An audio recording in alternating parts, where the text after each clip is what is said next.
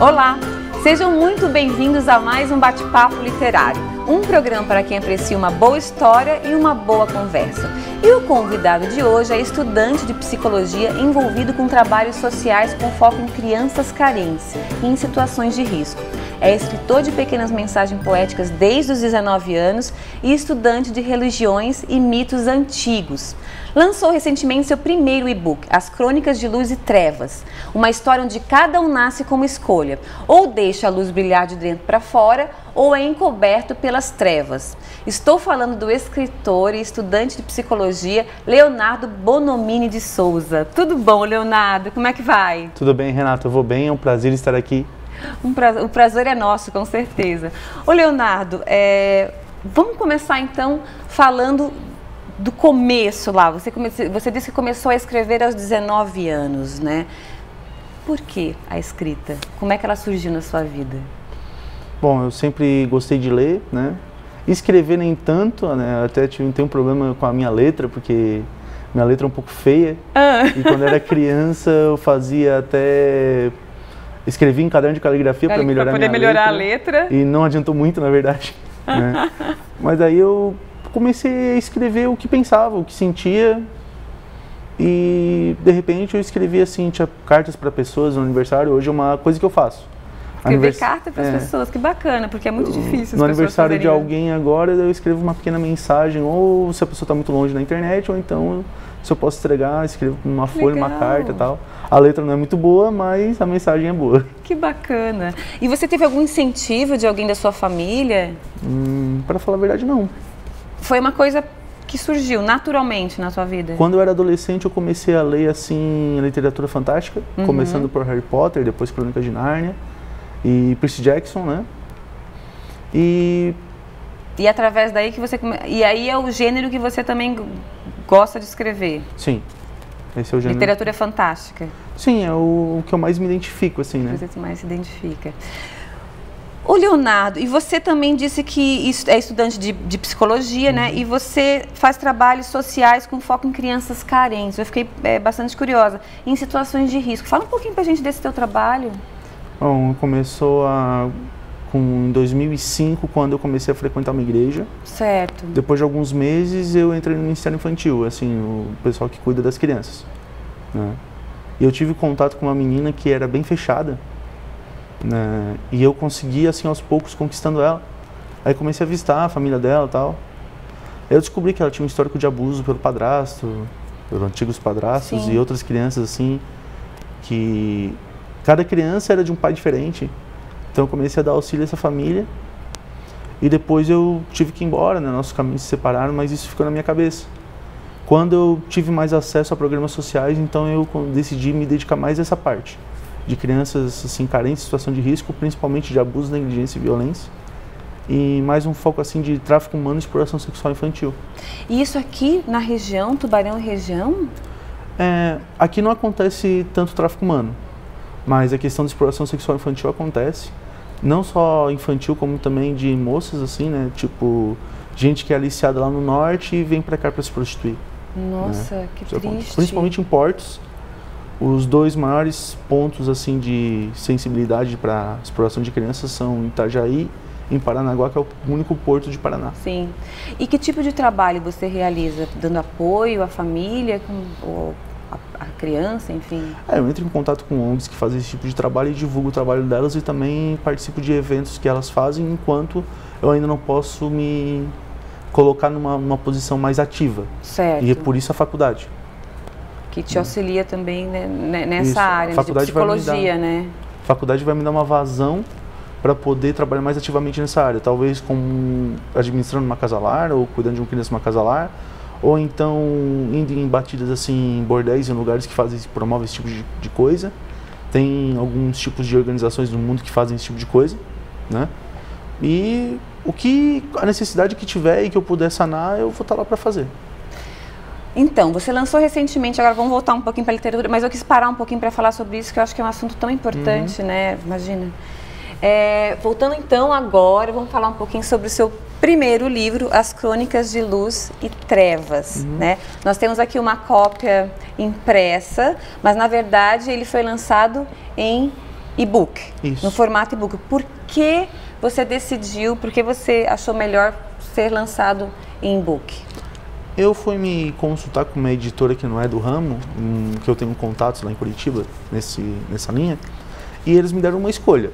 Ou eu lanço em e-book para divulgar e atrair a atenção de editoras, ou então eu faço uma parceria com eles e imprimo o livro, só que daí o custo seria tudo de mim, né? Certo. Eu teria que arcar com todos os custos, seria uns 12 mil reais mais ou menos.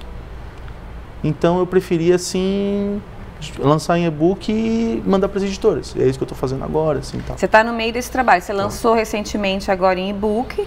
Foi em janeiro.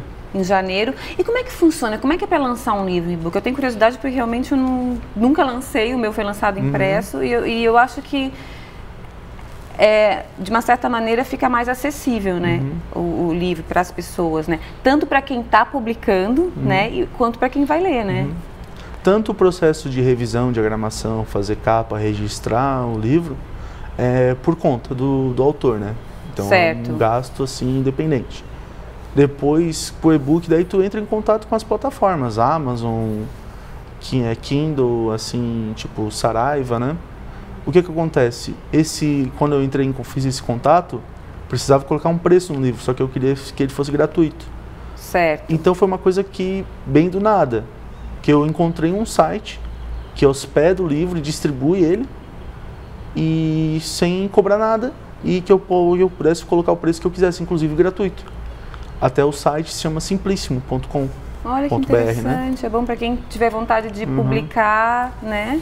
Isso, e eles são muito bons, assim, são ótimos, eles te dão total assistência. Olha e que o único demérito é que o relatório de vendas, ou seja, de downloads, ele demora um mês para sair. Mas não é um demérito tão não é forte nem tanto assim. tempo assim. Não. Até o relatório de downloads agora vai ser dia 7 de março.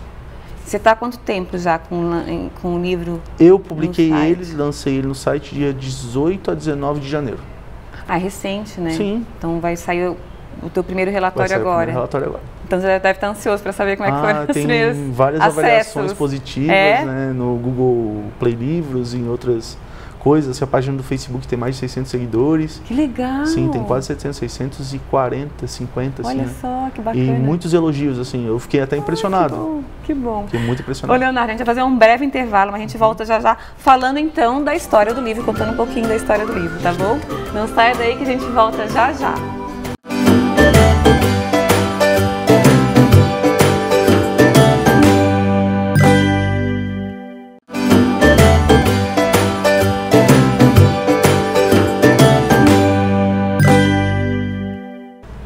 Olá! Estamos de volta com o nosso bate-papo literário e o convidado de hoje é o escritor e estudante de psicologia Leonardo Bonomini, que publicou recentemente seu primeiro e-book, As Crônicas de Luz e Trevas, uma história onde cada um nasce com uma escolha, ou deixa a luz brilhar de dentro para fora, ou é encoberto pelas trevas.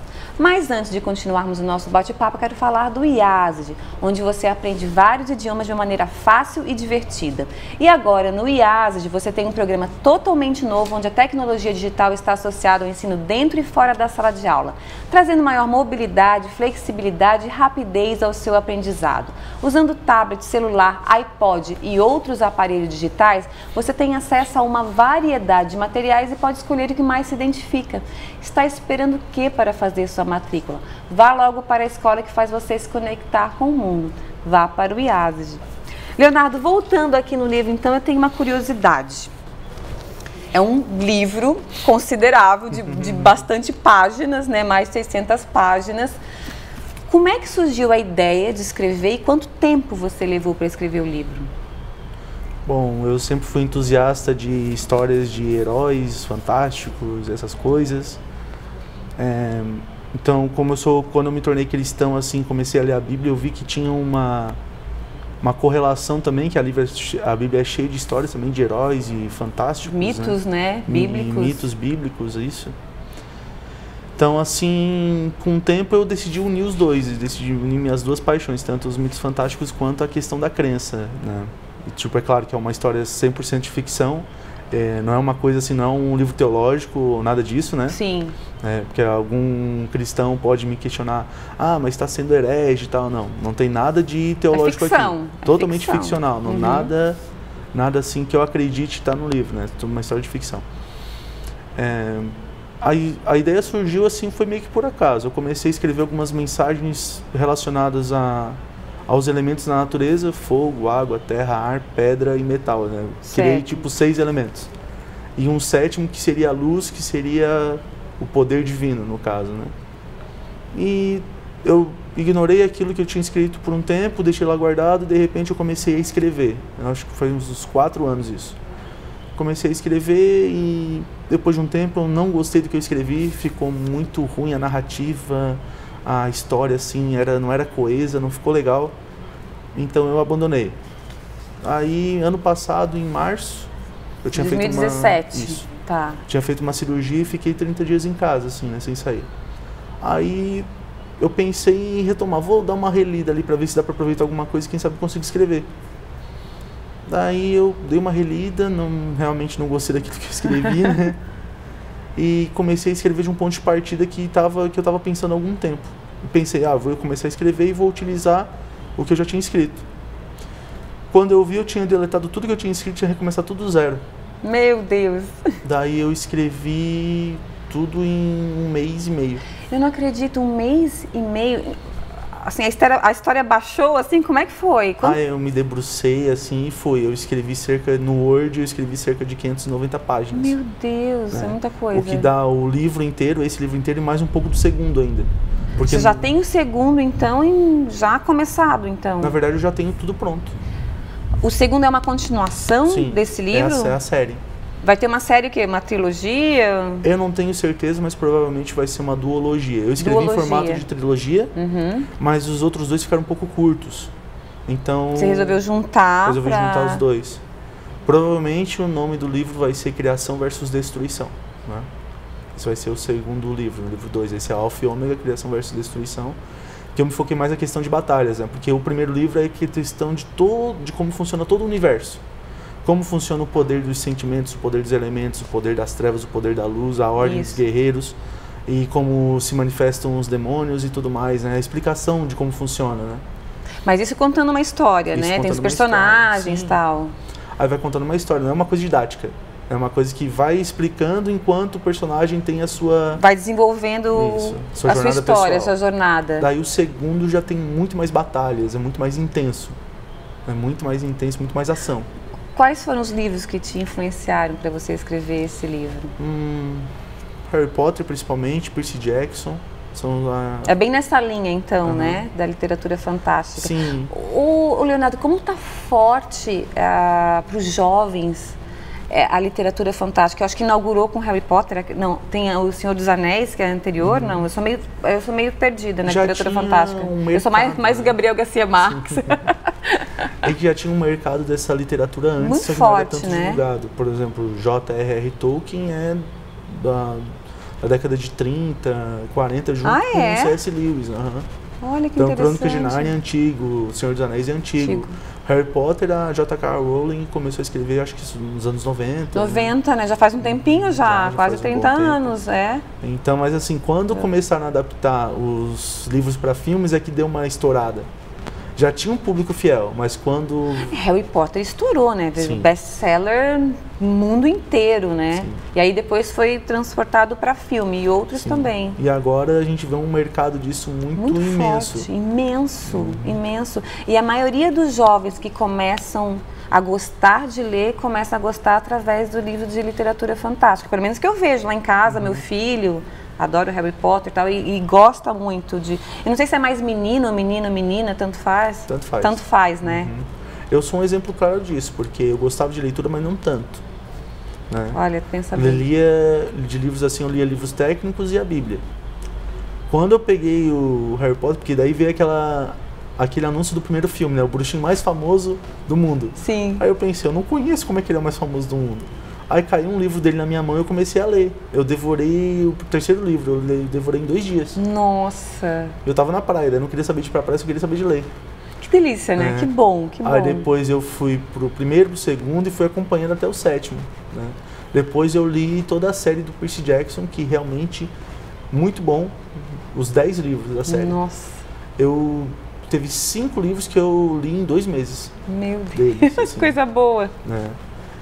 E eu vi essa dinâmica, tanto do Harry Potter como do Percy Jackson, de adaptar uma sociedade secreta dentro do nosso mundo. Né? Vivendo aqui entre os humanos, né? As outras, assim, Crônicas de Nárnia, Senhor dos Anéis, eles criavam um mundo paralelo, uma dimensão paralela. Sim. Eles já tinham, assim, vivendo nesse mundo escondido da sociedade. Então eu fiz a mesma coisa. Tipo, eu adaptei... adaptou uma... Adaptei essa ideia, assim, tipo, só pode ver a realidade do mundo quem vai pra luz ou vai pras trevas. Quem não escolhe de nenhuma forma, assim, essa questão, fica meio cego, né? Leonardo, a gente vai fazer mais um breve intervalo. Voltamos para falar um pouco mais dessa história que eu acho interessante. Você falou que você se espelhou também em algumas pessoas conhecidas, né? Vamos falar um pouquinho disso depois. Não saia daí que a gente volta já já.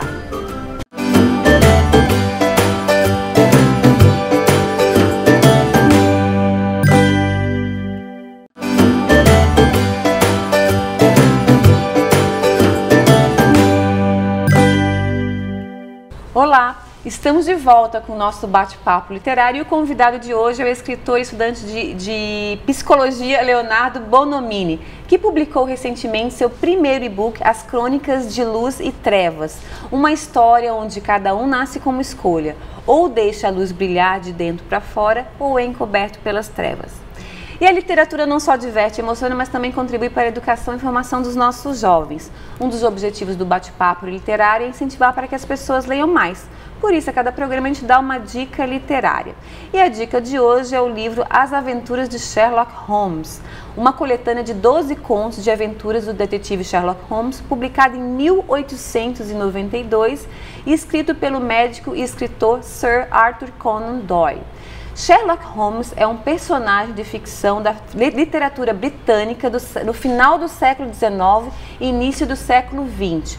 Holmes se tornou um investigador famoso por utilizar na resolução dos seus mistérios o método científico e a lógica dedutiva. Sua habilidade para desvendar crimes aparentemente insolúveis, até mesmo para Scotland Yard, transformou seu nome em sinônimo de detetive. Embora não seja o primeiro detetive de ficção, Sherlock Holmes é indiscutivelmente o mais conhecido, sendo listado no Guinness Book Records como o personagem de filme mais retratado da história. Leonardo, eu escolhi esse livro porque você me falou que é fã de Sherlock Holmes. Como é que surgiu Sherlock Holmes da sua vida? Eu ouço esse nome desde que era criança, né? Desde sempre. E aquela frase, elementar, meu caro Watson. Meu caro né? Watson. Então é uma coisa assim que acho que toda criança já ouviu. Né? Com certeza. Aqui do Ocidente aqui. E teve um crescimento recente do Sherlock Holmes, principalmente agora com os livros, os filmes do Robert Downey Jr., né? Sim. Há um tempo atrás eu peguei na sebo um livro que tinha um resumo dos contos de Sherlock Holmes, um livro pequeno. E eu li assim, tinha acho que 5 contos pequenos assim, resumidos assim. Certo.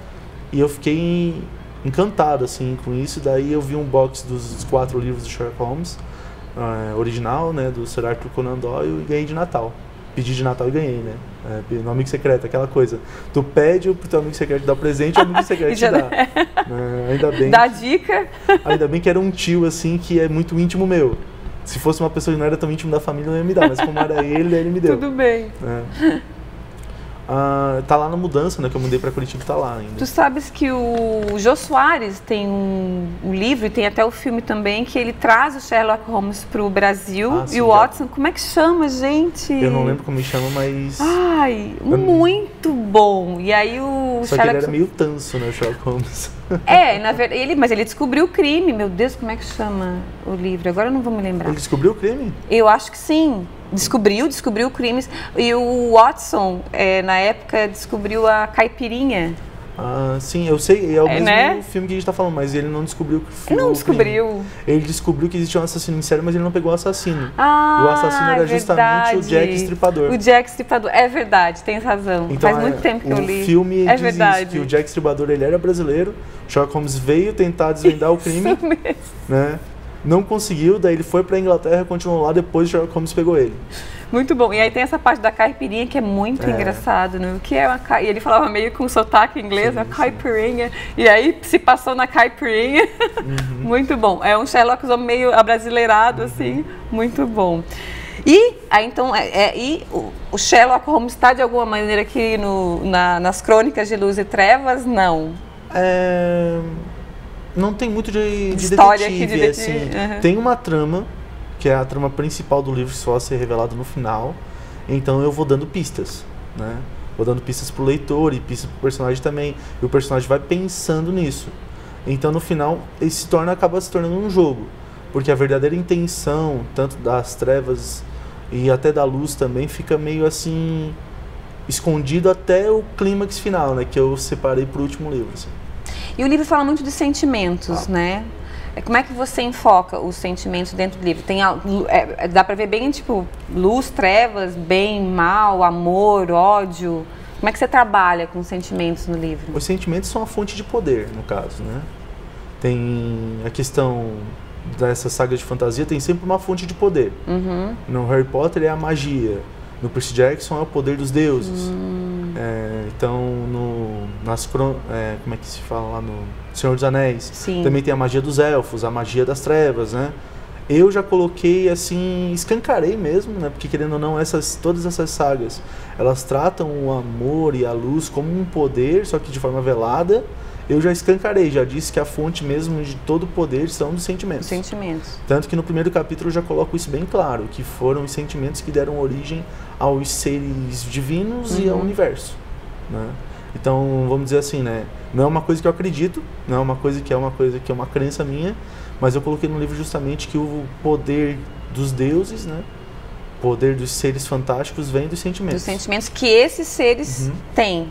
Se eu tenho sentimento de amor, eu vou pro lado da luz. Se eu tenho sentimento de ódio, eu vou pro lado da treva. Mais ou menos isso? Isso, e o ser humano é o único que meio que caminha entre os dois, né? Tem um equilíbrio, né? Uma hora... Mais, um desequilíbrio. Ou mais um desequilíbrio. Um equilíbrio que é mais voltado pelas trevas, né? Porque a gente pega muito o que a gente vive. Querendo ou não, existem pessoas muito boas que se doam pelo próximo hoje em dia, que querem ajudar, mas a gente sabe que o mal do mundo que a gente vive é justamente estar nos sentimentos ruins. Principalmente na questão do orgulho. Porque às vezes a gente não consegue evitar, né? Sim. Que é justamente por ser humano, né? Os grupos, assim, as pessoas que têm poder para mudar o mundo, elas estão mais preocupadas em ajudar elas mesmas do que ajudar o mundo.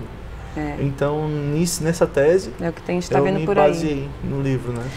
Tá, em falar em você se basear, apesar de ser uma ficção, você baseou a história de alguns personagens aqui em pessoas reais, né? Como é que é isso? Começando por mim mesmo, né? Tanto que o nome do personagem principal é o meu nome. Né? É verdade, é verdade. Eu até pensei em mudar, né? Me aconselhei com algumas pessoas pensando em mudar.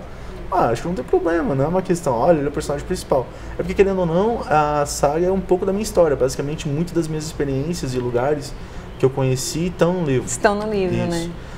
E a questão de pessoas assim, famílias e pessoas assim, é porque, querendo ou não, no processo de escrita é mais fácil.